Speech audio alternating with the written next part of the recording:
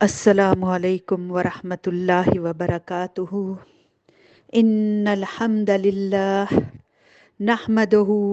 ونستعینه ونستغفره ونعوذ باللہ من شرور انفسنا ومن سیئات اعمالنا من يهده الله فلا مضل له ومن يضلل فلا هادي له واشهد ان لا اله الا الله وحده لا شريك له واشهد ان محمدا عبده ورسوله۔ اللهم صل على محمد وعلى آل محمد كما صليت على إبراهيم وعلى آل إبراهيم إنك حميد مجيد۔ اللهم بارك على محمد وعلى آل محمد كما باركت على إبراهيم وعلى آل إبراهيم إنك حميد مجيد۔ رب اشرح لي صدري ويسر لي امري واحلل عقدة من لساني يفقهوا قولي رب زدني علما رب زدني علما رب زدني علما۔ پچھلے لیکچر میں ہم نے یہاں تک پڑھا تھا کہ آپ صلی اللہ علیہ وآلہ وسلم اللہ کے حکم سے حضرت ابو بکر صدیق کے ساتھ ہجرت کر کے آپ مکہ سے مدینہ کی طرف روانہ ہوئے، اور راستے میں آپ کو مختلف واقعات بھی پیش آئے، کئی لوگوں سے آپ کی ملاقات بھی ہوئی۔ اس کے بعد تقریباً 8 ربیع الاول سن 14 نبوت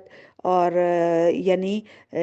سن 1 ہجری کے مطابق حضور صلی اللہ علیہ وآلہ وسلم جو تھے وہ قباء میں وارد ہوئے۔ حضرت عروہ بن زبیر رضی اللہ تعالی عنہ کا بیان ہے کہ مدینہ کے مسلمانوں نے مکہ سے حضور صلی اللہ علیہ وآلہ وسلم کی روانگی کی خبر سن لی تھی، اس لیے مدینہ والے روزانہ صبح صبح ہر راہ کے طرف نکل جاتے اور وہ آپ کی راہ تکتے رہتے۔ جب دوپہر کو دھوپ سخت ہو جاتی تو پھر یہ واپس چلے آتے۔ اسی طرح کئی روز سے یہ سلسلہ جاری تھا۔ آخر ایک روز طویل انتظار کے بعد جب لوگ اپنے اپنے گھروں کو پہنچ چکے تھے کہ ایک یہودی اپنے کسی ٹیلے پر کچھ دیکھنے کے لیے چڑھا تو کیا دیکھتا ہے کہ حضور صلی اللہ علیہ وآلہ وسلم اور آپ کے ساتھی سفید کپڑوں میں ملبوس تشریف لا رہے ہیں۔ تو اس نے بے اختیار ہو کر نہایت بلند آواز سے کہا، عرب کے لوگوں، یہ رہا تمہارا نصیب جس کا تم انتظار کر رہے تھے۔ یہ سنتے ہی تمام مسلمان ہتھیاروں سے لیس ہو کر یعنی استقبال کے لیے ان کی طرف چل پڑے۔ یعنی ہتھیار ایک عرب والوں کی ایک شان تھی، تو وہ ہتھیار انہوں نے اپنے سجائے اور ہتھیار پہن کر سج دھج کے ساتھ حضور کے استقبال کے لیے چل پڑے۔ اور کہتے ہیں کہ اس وقت قباء میں ایک شور بلند ہوا، تکبیر سنی گئی، مسلمان آپ کی آمد کی خوشی میں نعرہ تکبیر بلند کرتے ہوئے استقبال کے لیے نکل پڑے اور آپ کے گرد و پیش پروانوں کی طرح جمع ہو گئے۔ تو کہتے ہیں اس وقت آپ پر یہ وحی نازل ہوئی، یہ آیت نازل ہوئی کہ فَإِنَّ اللَّهَ هُوَ مَوْلَاهُ وَجِبْرِيلُ وَصَالِحُ الْمُؤْمِنِينَ وَالْمَلَائِكَةُ بَعْدَ ذَلِكَ ظَهِيرٌ، یعنی اللہ آپ کا مولا ہے اور جبرائیل امین اور صالح مومنین بھی، اور اس کے بعد فرشتے بھی آپ کے مددگار ہیں۔ یعنی اللہ تو آپ کا مالک ہے ہی ہے، لیکن آپ کے جو مددگار وہ صالحین مومنین بھی ہیں، فرشتے بھی ہیں اور جبرائیل امین بھی ہیں۔ کہتے ہیں یہ 2 شنبے کا دن اور ربیع الاول کا مہینہ تھا، تو لوگ جو تھے آپ سے ملنے کے لیے آپ کے ارد گرد پروانوں کی طرح، جیسے میں نے بتایا کہ وہ جمع تھے۔ حضرت ابو بکر رضی اللہ تعالی عنہ آنے والوں کے لیے استقبال کے لیے کھڑے تھے اور حضور صلی اللہ علیہ وآلہ وسلم بیٹھے ہوئے تھے۔ تو انصار کے جو لوگ بھی آتے تھے جنہوں نے حضور کو نہیں دیکھا تھا، وہ سیدھا حضرت ابو بکر رضی اللہ تعالی عنہ کو سلام کرتے، یعنی وہ یہ سمجھتے کہ یہ وہ ہے، یہ وہ شخصیت ہیں۔ یہاں تک کہ کہتے ہیں کہ دھوپ آ گئی تو آپ یعنی حضرت ابو بکر صدیق نے آپ کے اوپر چادر تان لی کہ آپ پر دھوپ نہ پڑے اور آپ پر سایہ رہے. تب لوگوں نے پہچانا کہ یہ حضور صلی اللہ علیہ وآلہ وسلم ہے. آپ کے استقبال اور دیدار کے لیے سارا مدینہ امنڈ پڑا تھا. یہ ایک تاریخی دن تھا جس کی نظیر سرزمین مدینہ نے کبھی نہیں دیکھی تھی. ادھر حضرت علی بن ابی طالب رضی اللہ تعالی عنہ نے مکہ میں 3 روز ٹھہر کر لوگوں کی جو امانتیں تھیں حضور صلی اللہ علیہ وآلہ وسلم کے پاس تھیں، ان امانتوں کو ادا کرنے کے بعد حضرت علی جو تھے انہوں نے پیدل ہی مدینے کا رخ کیا اور قباء میں رسول صلی اللہ علیہ وآلہ وسلم کے ساتھ آ کر ملے. حضور صلی اللہ علیہ وسلم نے قباء میں مختلف بیان ہے، کچھ کہتے ہیں 4 دن آپ نے قیام کیا، کچھ کہتے ہیں 10 دن، کچھ کہتے ہیں 24 دن آپ نے قیام کیا، اور اسی دوران آپ نے مسجد قباء کی بنیاد رکھی اور اس میں نماز بھی پڑھی. اور یہ آپ صلی اللہ علیہ وسلم کی نبوت کے بعد پہلی مسجد ہے جس کی بنیاد تقوی پر رکھی گئی. اور اس کے بعد آپ اللہ کے حکم کے مطابق حضرت ابو بکر کے ساتھ آپ بنو نجار جو کہ آپ کا ننیال تھا، آپ کے ماموں کا قبیلہ تھا، ان کو انہوں نے آنے کی اطلاع بھیجی. چنانچہ وہ بھی اپنے ہتھیار سجا کر آپ کی خدمت میں حاضر ہوئے اور آپ نے ان کے ساتھ مدینے کا رخ کیا، یعنی ان کو ساتھ لے کر مدینے کی طرف چلے. جمعے کے بعد جو تھا حضور صلی اللہ علیہ وآلہ وسلم مدینہ تشریف لے گئے، اور اسی دن سے اس شہر کا نام یثرب کے بجائے مدینۃ الرسول پڑ گیا، یعنی رسول کا شہر، اور جسے مختصراً ہم مدینہ کہتے ہیں. اور یہ ایک نہایت تابناک اور تاریخی دن تھا، اور مدینہ کے گلی کوچے جو تھے وہ اللہ کی حمد و ثنا سے گونج رہے تھے، اور انصار کی بچیاں خوشی اور مسرت کے ساتھ مختلف اشعار پڑھ رہی تھیں. ان کے کچھ کے معنی یہ ہے کہ ان پہاڑوں سے جو سوئے جنوب ہیں 14ویں کا چاند ہے ہم پر چڑھا، کیسا عمدہ دین اور تعلیم ہے، شکر واجب ہے ہمیں اللہ کا، ہے اطاعت فرض تیرے حکم کی، بھیجنے والا ہے تیرا کبریا. یعنی یہ بچیاں جو تھیں مدینے کی انصار کی جو بچیاں تھیں وہ آپ کے لیے یہ اشعار پڑھ رہی تھیں. انصار اگرچہ بڑے دولت مند نہیں تھے، لیکن ہر ایک کی یہی آرزو تھی کہ حضور صلی اللہ علیہ وآلہ وسلم جو ہیں ان کے یہاں قیام فرمائیں. چنانچہ آپ جس انصار کے محلے یا مکان کے پاس سے گزرتے تو ہر کوئی آپ کی اونٹنی کی نکیل پکڑ لیتا تھا، اور ہر ایک کی یہی خواہش ہوتی تھی کہ آپ صلی اللہ علیہ وآلہ وسلم جو ہے ان کے گھر قیام کریں. لیکن آپ صلی اللہ علیہ وسلم نے فرمایا کہ اونٹنی کی راہ چھوڑ دو، یہ اللہ کی طرف سے مامور ہے. چنانچہ اونٹنی مسلسل چلتی رہی اور اس مقام پر پہنچ کر بیٹھ گئی جہاں آج مسجد نبوی ہے. لیکن آپ ابھی نیچے نہیں اترے یہاں تک کہ وہ دوبارہ اٹھ کر کھڑی ہوئی اور تھوڑی دور گئی اور پھر پلٹ کر اپنی پہلی جگہ پر واپس آئی. اس کے بعد آپ صلی اللہ علیہ وسلم نیچے تشریف لائے. یہ آپ کے ننیال والوں کا محلہ تھا، یعنی بنو نجار کا محلہ تھا. اور یہ جو اونٹنی تھی جب وہاں بیٹھی تو حضور صلی اللہ علیہ وآلہ وسلم نے، صحیح بخاری میں حضرت انس سے روایت ہے کہ حضور صلی اللہ علیہ وآلہ وسلم نے فرمایا کہ کس کا گھر سب سے زیادہ قریب ہے؟ تو حضرت ابو ایوب انصاری نے کہا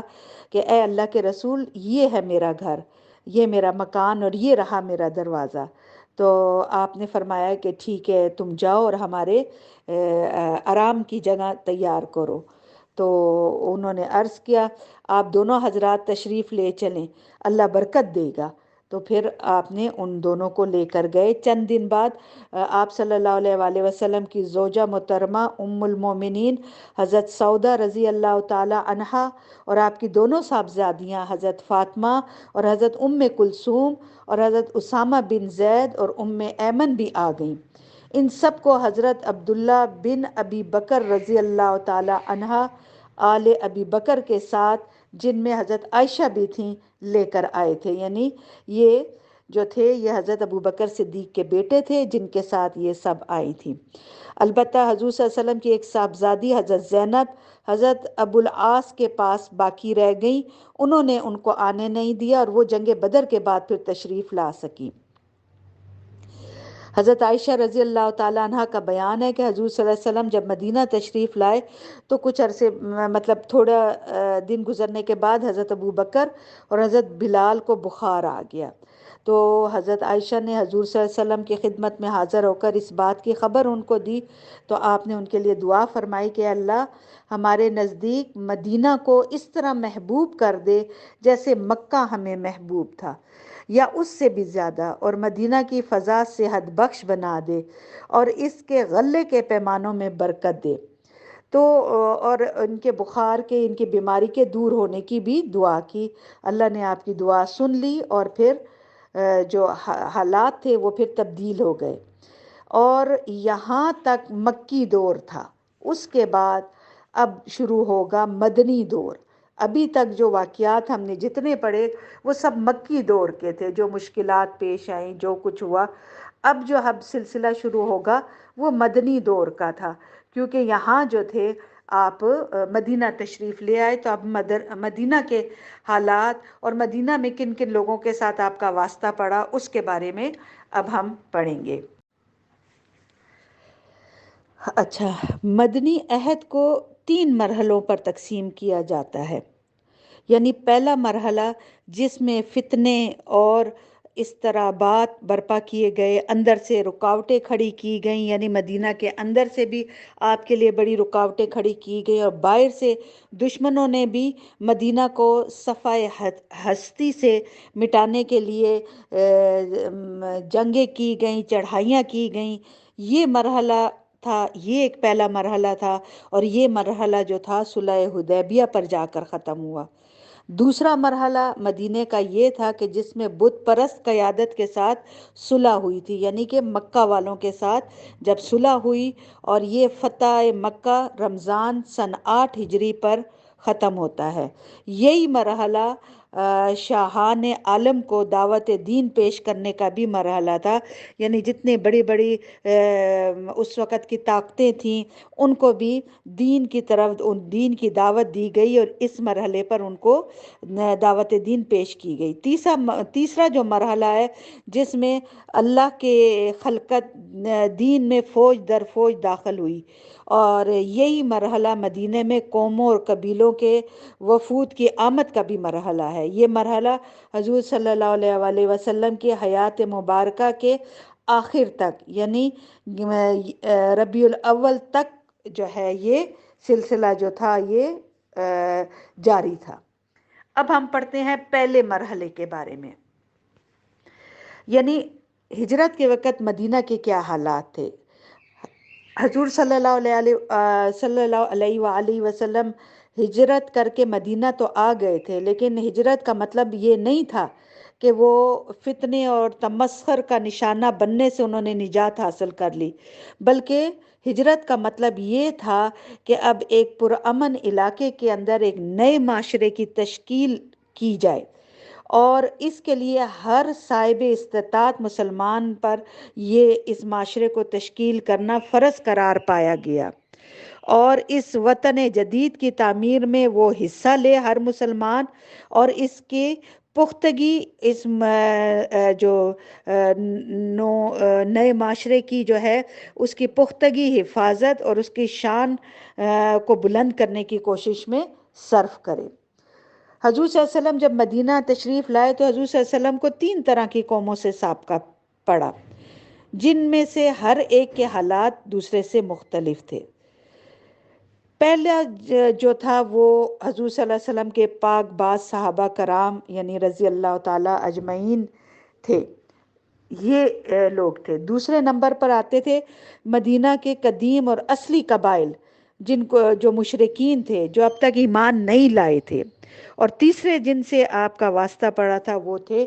یہودی. جی، جیسے کہ میں نے بتایا کہ پہلی جو لوگ جن سے حضور صلی اللہ علیہ وسلم کا تعلق تھا وہ یہی تھا کہ صحابہ کرام کی جماعت، ٹھیک ہے۔ صحابہ کرام کا تو یہ حال تھا کہ وہ آپ کی طرف ہمتن متوجہ رہتے تھے کہ جو حکم صادر ہوتا اس سے وہ صحابہ جو تھے اپنے آپ کو آراستہ کر کے خوشی محسوس کرتے تھے۔ اور یہ قرآن کی ایک آیت کا ترجمہ بھی یہ ہے کہ جب ان پر اللہ کی آیات تلاوت کی جاتی ہیں تو وہ آیات ان کے ایمان کو بڑھا دیتی ہیں،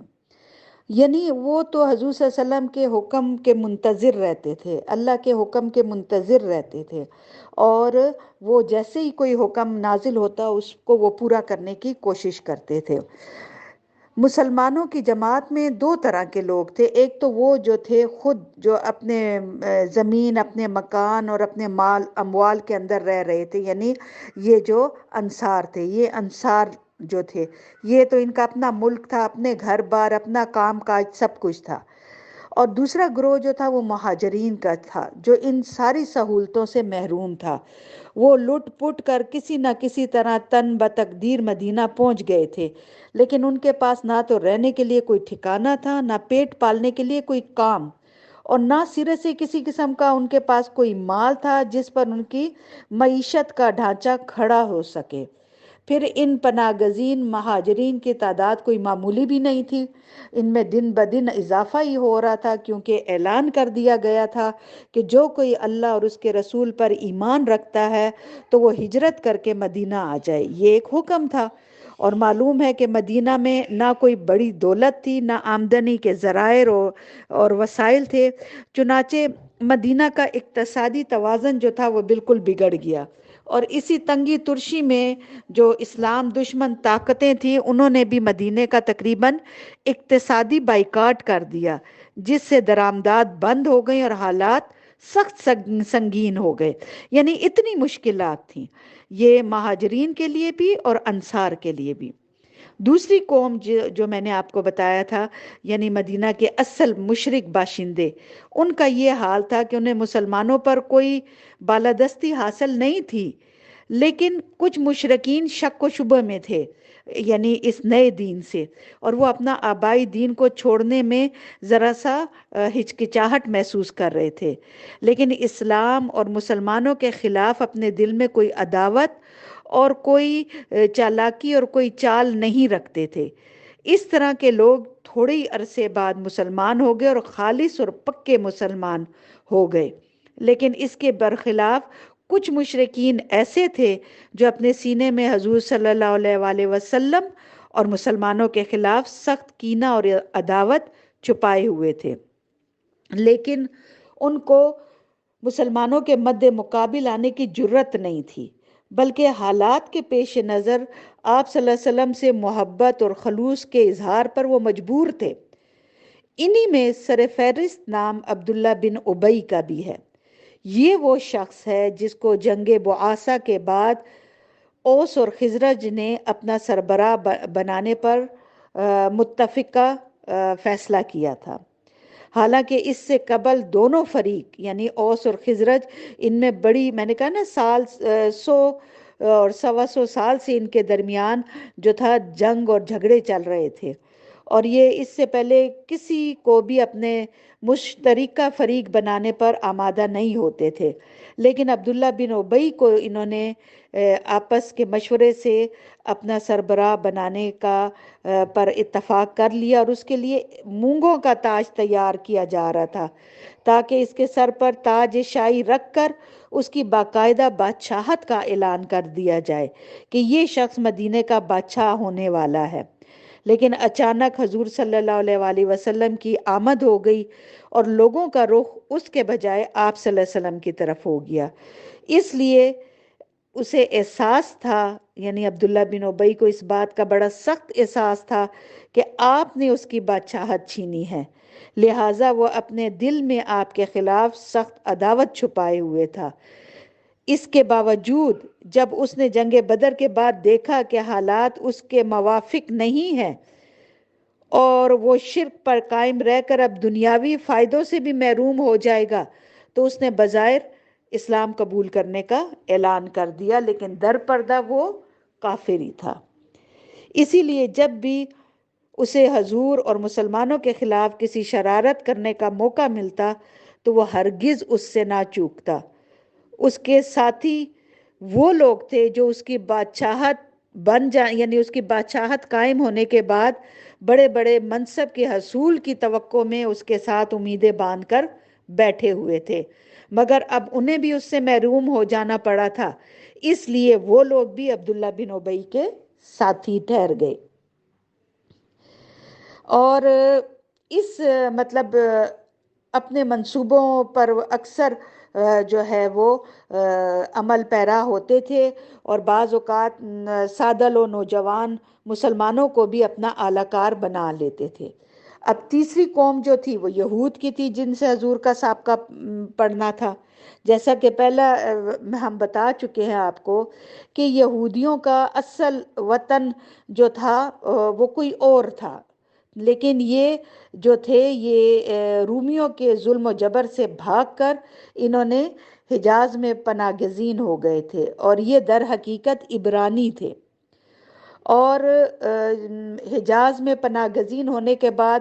ان کی وضع، قطع، زبان، تہذیب بالکل عربیوں کے رنگ میں رنگی گئی تھی، یہاں تک کہ ان کے قبیلوں کے افراد کے نام بھی عربی ہو گئے تھے، اور ان کے اور عربوں کی آپس میں شادی بیاہ بھی ہو گئے تھے، یعنی آپس میں شادی بیاہ کے رشتے بھی انہوں نے قائم کر لیے تھے۔ لیکن اس کے باوجود یہ یہودی جو تھے، یہ نسلی عصبیت ان کے اندر برقرار تھی، وہ پورے طور پر عربوں میں مدغم نہیں ہوئے تھے، بلکہ اپنے اسرائیلی اور یہودی اور ہونے پر فخر کرتے تھے، اور عربوں کو انتہائی حقیر سمجھتے تھے،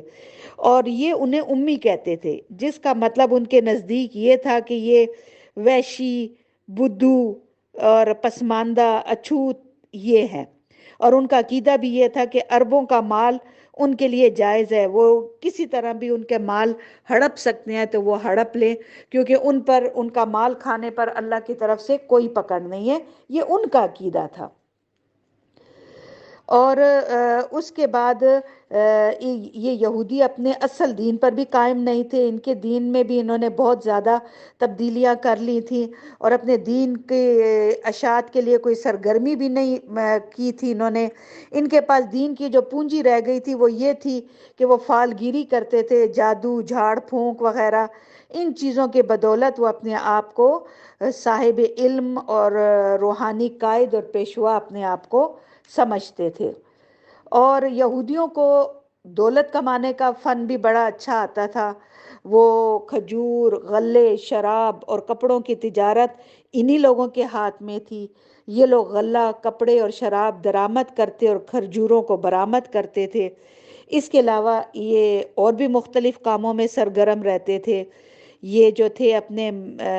تجارت کے مال جو تھے عربوں سے 2-3 گنا منافع لیتے تھے، یعنی اپنا مال جب ان پر بیچتے تھے تو 2-3 گنا ان سے منافع پر وہ مال جو تھے وہ بیچتے تھے، اور اسی پر بس نہیں کرتے تھے بلکہ وہ سود خور بھی تھے۔ اور عرب کے جو شیخ اور سردار تھے وہ ان سے سود کی رقمیں جو تھے، بڑی بڑی رقمیں قرض کے طور پر لیا کرتے تھے، اور یہ رقمیں لے کر یہ اپنی جو مدح سرائی کرنے والے شعراء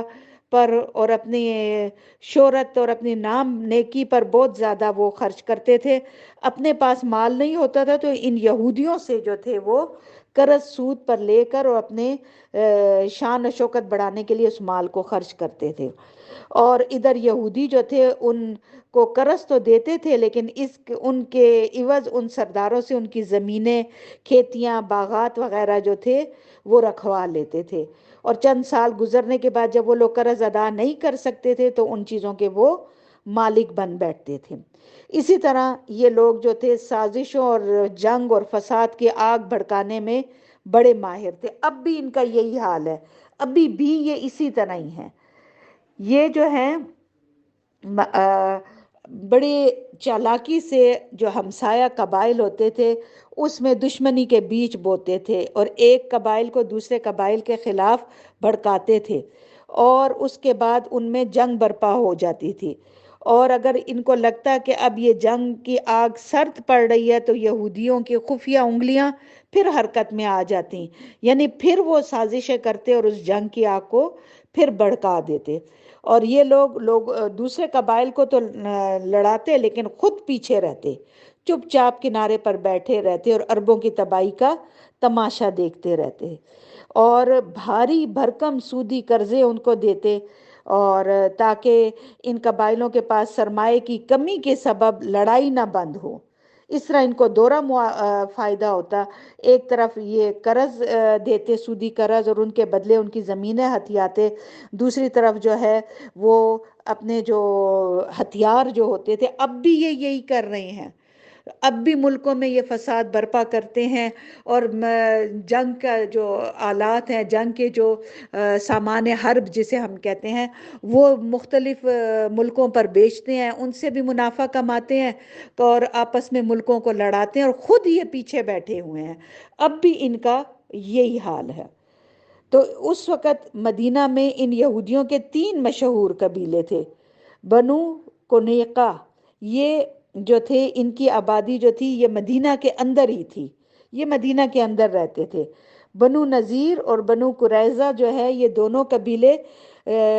مدینہ کی آبادی کے باہر تھے، یعنی ان کے اطراف میں ان کے گھر اور ان کے قلعے تھے۔ ایک مدت سے یہی قبائل اوس اور خزرج کے درمیان جنگ کے شعلے بھڑکاتے رہے تھے، اور جنگ بواسہ میں اپنے اپنے جو حلیف تھے ان کے ساتھ خود بھی شریک ہوئے تھے۔ چنانچہ جب یہودیوں کو معلوم ہوا کہ اسلامی دعوت یثرب میں اپنی جگہ بنانا چاہتی ہے، تب ہی سے انہوں نے جو ہے حضور صلی اللہ علیہ وآلہ وسلم اور مسلمانوں سے ان کو سخت عداوت ہو گئی۔ فطری بات ہے کہ ان یہودیوں سے اس کے سوا کوئی اور توقع بھی نہیں کی جا سکتی تھی، یہ اسلام کو بغض اور عداوت کی نظر سے دیکھتے تھے۔ ان کو پتہ تھا کہ اسلام کی دعوت ایک صالح دعوت تھی جو ٹوٹے ہوئے دلوں کو جوڑتی تھی، بغض اور عداوت کی آگ بجھاتی تھی، تمام معاملات میں ایمانداری برتنے اور پاکیزہ اور حلال مال کھانے کا پابند بناتی ہے۔ اس کا یہ مطلب تھا ان یہودیوں کے لیے کہ اب یثرب کے قبائل آپس میں جڑ جائیں گے، اور ایسی صورت میں لازماً وہ یہودیوں کے پنجے سے بھی آزاد ہو جائیں گے، اور ان کی تاجرانہ سرگرمیاں جو ہیں وہ مان پڑ جائیں گی، اور وہ اس سودی دولت سے بھی محروم ہو جائیں گے جس پر ان کی مالداری کی چکی جو ہے وہ چل رہی ہے۔ بلکہ یہ بھی اندیشہ تھا کہ کہیں یہ قبائل بیدار ہو کر اپنے حساب میں وہ سودی اموال بھی داخل نہ کر لیں جنہیں یہودیوں نے ان سے بلا عوض حاصل کیا ہے، اور اس طرح وہ ان زمینوں اور باغات کو واپس نہ لے لیں۔ چنانچہ یہ چیز جو تھی ان کو بہت کھٹک رہی تھی۔ اسی طرح ایک واقعے کا بھی ان سے ایک ابن اسحاق کے بیان کیے ہوئے ایک واقعے سے بھی ظاہر ہوتا ہے کہ یہ لوگ کس قسم کے لوگ تھے، کتنی کینہ اور بغض رکھنے والے لوگ تھے۔ تو حضرت ام المومنین حضرت صفیہ بنت ہوئی بن اخطب رضی اللہ تعالی عنہ سے یہ روایت ہے کہ وہ کہتی ہیں کہ جب حضور صلی اللہ علیہ وآلہ وسلم مدینہ تشریف لائے اور تو میرے والد اور میرے چچا ابو یاسر آپ کی خدمت میں صبح صبح تڑکے حاضر ہوئے اور غروب آفتاب کے وقت واپس آئے، بلکہ تھکے ماندے گرتے پڑتے لڑکھڑاتی چال چلتے ہوئے آئے اور دونوں نے وہ جو دونوں تھے ان دونوں نے آپس میں جو باتیں کی تو وہ حضرت صفیہ بیان کر رہی ہیں کہ میرے والد نے کہا اپنے بھائی سے کہ کیا یہ وہی ہے، یعنی یہ وہی پیغمبر ہے؟ تو انہوں نے کہا ہاں خدا کی قسم یہ وہی پیغمبر ہے۔ تو کہتی ہیں کہ چچا نے کہا آپ انہیں ٹھیک ٹھیک پہچان رہے ہیں؟ والد نے کہا ہاں۔ تو چچا نے کہا تو اب آپ کے دل میں ان کے متعلق کیا ارادے ہیں، یعنی اب ہم کیا کریں؟ تو والد نے کہا عداوت، خدا کی قسم جب تک میں زندہ رہوں گا میں مطلب ان کے ساتھ میری عداوت رہے گی۔ یعنی ان یہودیوں کو پتہ تھا کہ آپ اللہ کے سچے نبی ہیں، ان کی کتابوں میں حضور کا ذکر تھا اور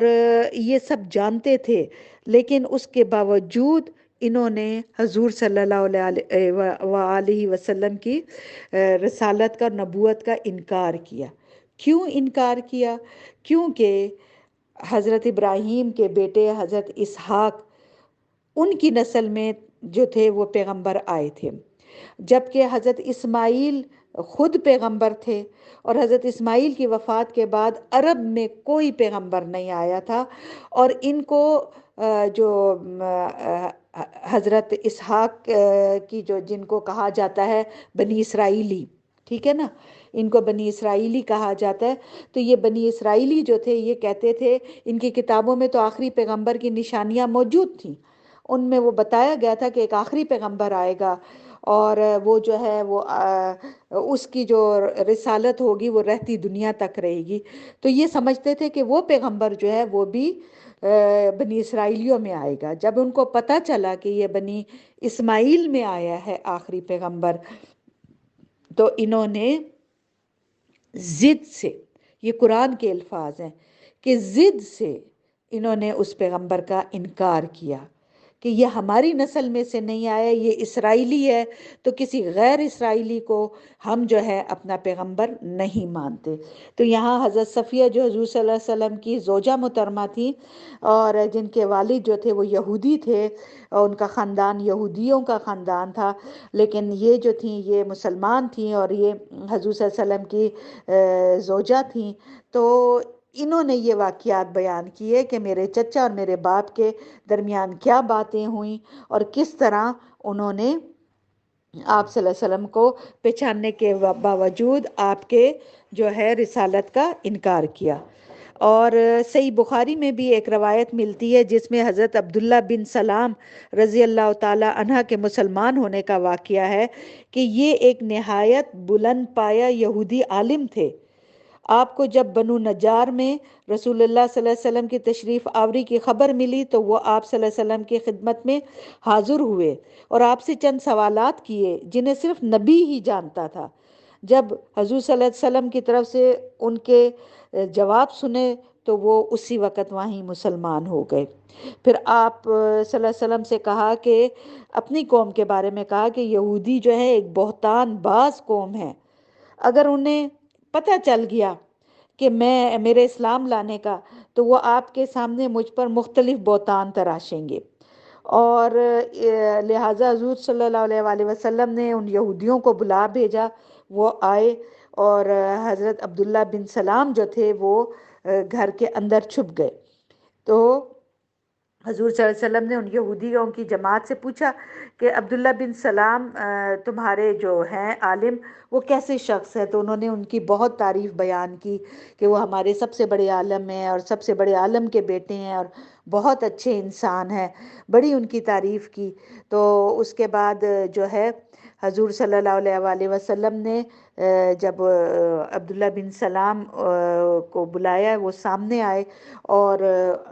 انہوں نے بلکہ بلایا نہیں، اس کے بعد حضرت عبداللہ بن سلام جو تھے وہ خود ہی سامنے آئے اور انہوں نے کلمہ پڑھا اور حضور صلی اللہ علیہ وسلم کی رسالت کی گواہی دی۔ تو یہ سننا تھا کہ یہودی جو تھے آپ کو برا بھلا کہنے لگے کہ یہ ہمارے میں سے سب سے برا آدمی ہے اور سب سے برے آدمی کا بیٹا ہے، اور اسی وقت آپ کی حضرت جو ہے عبداللہ بن سلام کی برائیاں شروع کر دیں۔ اور انہوں نے پھر کہا کہ اے جماعت یہود، اللہ سے ڈرو، اللہ کی قسم جس کے سوا کوئی معبود نہیں، تم لوگ جانتے ہو کہ آپ صلی اللہ علیہ وسلم اللہ کے سچے رسول ہیں اور آپ صلی اللہ علیہ وسلم حق لے کر تشریف لائے ہیں، لیکن یہودیوں نے جواب میں کہا کہ تم جھوٹ کہتے ہو۔ یہ پہلا تجربہ تھا جو حضور صلی اللہ علیہ وآلہ وسلم کو یہودیوں کے متعلق حاصل ہوا، اور یہ مدینے میں داخلے کے پہلے ہی دن ان کو یہ جو تھا، یہ واقعہ جو تھا، یہ تجربہ جو تھا وہ حاصل ہوا۔ یہ ابھی تک تو ہم نے جو پڑھا ہے، یہ یہاں جو ذکر کیا گیا ہے یہ مدینہ کے داخلی حالات سے متعلق تھا۔ اب بیرون مدینہ مسلمانوں کے سب سے بڑے دشمن جو تھے وہ قریش تھے، اور انہوں نے کئی سال تک جبکہ مسلمان ان کے زیر دست تھے، دہشت مچانے، دھمکی دینے، تنگ کرنے کے تمام ہتھ کنڈے استعمال کیے، طرح طرح کی سختیاں اور مظالم ان پر ڈھائے، اور مسلمان کے مال و دولت پر جب یہ لوگ ہجرت کر کے مدینہ آ گئے تو قریش نے ان کی زمینوں، ان کے مکان اور مال و دولت سب کچھ ضبط کر لیا، اور مسلمان اور ان کے اہل و عیال کے درمیان وہ رکاوٹ بن کر کھڑے ہو گئے، بلکہ جس کو وہ قابو کر سکتے تھے قید کر کے طرح طرح کی اذیتیں بھی دیتے رہے، اور حضور صلی اللہ علیہ وسلم کو قتل کرنے اور آپ کی دعوت دین کو ختم کرنے کی خوفناک سازشیں بھی کرتے رہے، اور جتنا ان کا بس چل سکتا تھا انہوں نے اپنی صلاحیتیں صرف کیں اس مشن کو ختم کرنے کے لیے۔ لیکن جب مسلمان کسی طرح بچ بچا کر مدینہ کی سرزمین پر جا پہنچے تو قریش نے اپنے ساکھ کا فائدہ اٹھاتے ہوئے انہوں نے جو چونکہ یہ مدینہ کے حرم کے باشندے تھے تو اس لیے ان کا ایک مقام بھی تھا تمام اہل عرب پر، تو انہوں نے کیا کیا کہ انہوں نے دوسرے مشرکین قبائل کو بھڑکایا اور ورغلا کر اور مدینہ کا تقریباً مکمل بائیکاٹ کرا دیا، جس کی وجہ سے مدینہ کی درآمدات جو تھی وہ بہت کم رہ گئیں، جبکہ وہاں مہاجرین کی تعداد جو تھی روز بروز بڑھتی جا رہی تھی، اور مکہ کے جو ان سرکشوں اور مسلمانوں کے اس نئے وطن کے درمیان حالت جنگ قائم ہو چکی تھی، تو یہ جو حالات تھے یہ اس حد تک سخت حالات تھے کہ اس مسلمانوں کو حق پہنچتا تھا کہ جس طرح ان کے مال ضبط کیے گئے ہیں اس طرح وہ بھی ان سرکشوں کے مالوں کو ضبط کریں، جس طرح انہیں ستایا گیا ہے اسی طرح وہ بھی ان کو ستائیں، اور جس طرح مسلمانوں کی زندگی کے آگے رکاوٹیں کھڑی کی گئی ہیں اسی طرح مسلمان بھی ان کی زندگیوں کے آگے رکاوٹیں کھڑی کریں اور جیسے کو تیسا والا بدلہ دیں، اور مطلب اس طرح ان کا بھی یہی اب